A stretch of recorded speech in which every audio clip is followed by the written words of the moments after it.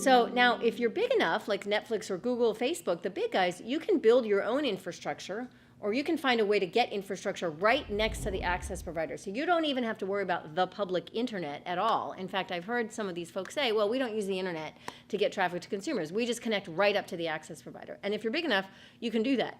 It begs the question of what happens to the little guys that don't have the capital to make those investments or can't convince the access providers to put rack space in their network to support, you know, what's not a very large content provider, at least initially while they're trying to compete with the big guys. So that's where it gets tricky on how you think about network neutrality writ large, not just for the consumer, but for the other folks that the consumers are trying to reach. And indeed, many consumers are also generating content themselves. So the internet architecture itself isn't a client-server architecture per se. Indeed, it's a peer-to-peer architecture. Everybody with an IP address is created equal, so to speak.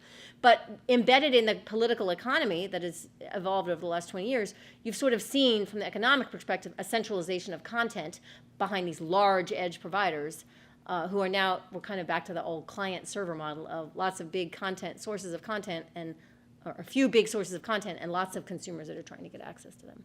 When the big guys build out their own infrastructure and get direct interconnection capacity to the access networks, like Netflix and Google and Akamai getting direct access to Comcast and Verizon and AT&T, that in the short term is good because it actually unloads congestion that's happening on the interconnects, including congestion that affects public internet traffic, you know, all the little guys that are using the public internet.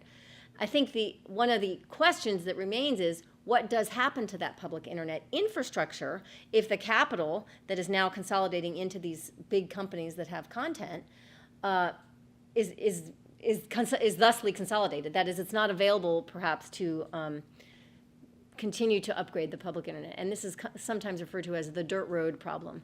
If you take the content, the big content off the public internet, put it on private interconnects, what happens to the public internet in the long term?